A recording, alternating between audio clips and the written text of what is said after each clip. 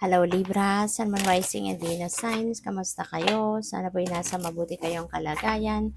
Welcome back po sa Star Tarot. At kung bago kayo rito, welcome din po kayo. Please subscribe, like, share my videos, and leave me a comment kung nakaresonate po kayo. So, we have Goddess of Dreams. Ayan. So, napakaganda nito, Libra, kasi ito, binibigyan ka ng divine, no? Ng gabay. Okay? Binibigyan ka ng guidance ng divine universe and how you're going to navigate your situations around this time. Malakas nung pakiramdam mo sa ngayon. Malakas yung receptivity mo. Kumbaga, mataas yung antena mo ngayon. Ano? At mabilis mong maririnig, mabilis mong mapipick up yung mga messages, information, mga insights, na pinapadala sa inyo ng Divine Universe. So, we have relaxation. Panahon din ito para ikaw ay magpahinga naman. This is happy times, no? Magiging masaya ka kasi magiging maluwag, no? Ang inyong pakiramdam. Magiging magaan ang inyong pakiramdam. At kung ano man yung mga ano man yung mga pagod, stress, no, kung ano man ang mga nagba-bother sa isip ninyo, yun ay maaring matanggal na.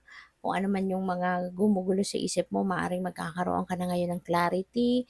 Kaya magkakaroon ka na ng tranquility, magkakaroon ka ng masayang pakiramdam, no? So, what else? We have face entanglement, emotional influence, maaari na ang iba sa inyo Libra, mag-iingat kayo ngayon, ano, kasi maaaring meron ditong mga tao na pwedeng, alam mo yon, katulad ni Marites at ni Marisol, ang maaaring nandiyan dyan sa paligid ninyo, and maaari, no, na maimpluwensyahan ang isip mo, maimpluwensyahan yung disposition mo sa buhay, ng kung anong mga sasabihin nila sa'yo.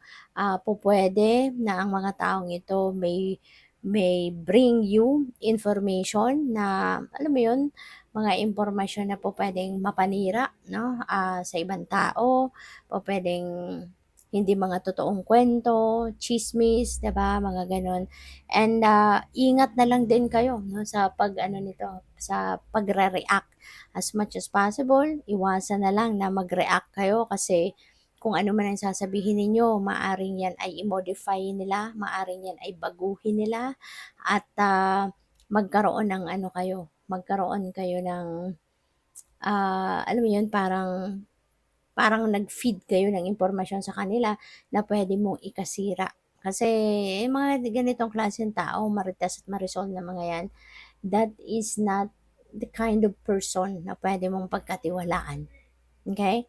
Hindi mo pwedeng pagkatiwalaan ang mga yan. Kasi kung pwede ka nga nilang dalhan ng mga kwento about other people, magagawa din nilang gawan ka ng kwento, no? At dalhin din sa ibang tao. Ipagkikwento ka din nila. Kaya maging maingat kayo sa pakikipag-usap, no? Lalo-lalo na kung ang isang tao kilala na, may markado na, kumbaga na isang marites. So, ingat na kayo. Okay? So, by the way, maraming salamat for subscribing. And if you haven't subscribed yet, subscribe na kayo. And also, maraming salamat din for not skipping the ads. Malaking bagay yan sa akin. And also, please click the join button sa baba ng video kung gusto po ninyo na mag-join kayo sa membership. Okay? Salamat. So, we have It's Up to You. Alright? It's up to you. Pwede na meron ditong opportunity or opportunities na dumating or dadating. And pwede, no, na hindi lang ito iisa. Maaaring marami kayong pagpipilian. Maaaring marami kayong pwedeng, may choices, no? Kaya it's up to you now to choose. Diba? Parang binibigyan kayo ngayon ng liberty na makapamili ng kung ano ang mga ah, oportunidad dito na mas makakabuti para sa iyo. Kaya yun ang piliin mo. So binibigyan ka ng kalayaan, no, na makapamili 'no, ng mga bagay na 'yan. Meditation brings answers. This is an invitation para sa'yo na mag-meditate kayo kasi yung meditation ang laking bagay nito 'no, ang laking tulong nito sa atin Libra.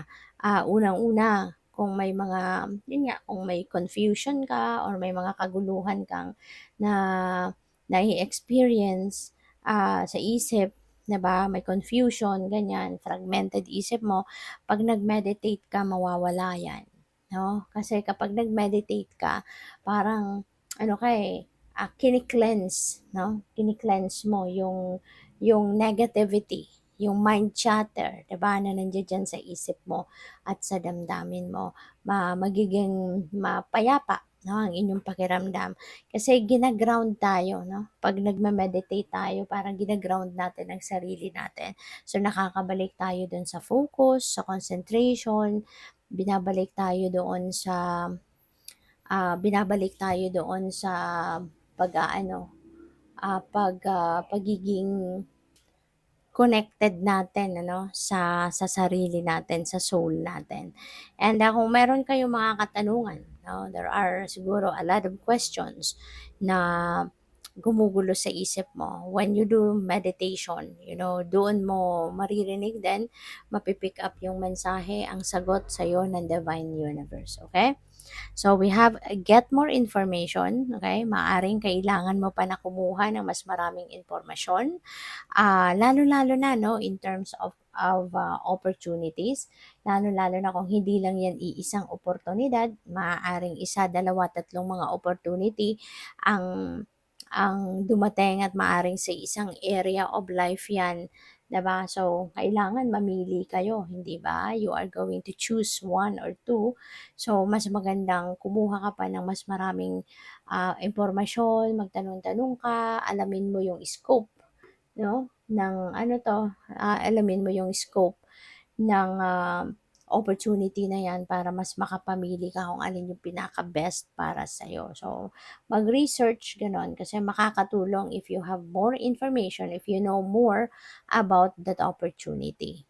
So, what else? We have improving health. So, this is good kasi ibig sabihin nito na kung meron kayong mga physical problems, may mga physical ailments na pinagdadaanan, maaring ang iba sa inyo nagpapagamot o meron ng iniinom na gamot, nagte-therapy na or whatever, um, maaari na yan ay it's becoming effective, no?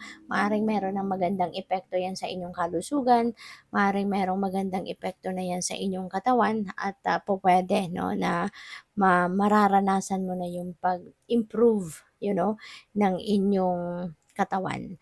So, siguro makikita mo na ngayon na gumagaan ang pakiramdam, bumubuti na ang paghinga, bumubuti na yung paglakad o kung ano man ang naging diferensya, it's going to improve now. Maaring mararamdaman mo na unti-unti bumabalik na yung ano mo, yung dati mong lakas. Kaya good luck sa'yo. Thank you for watching. Love and light. Namaste.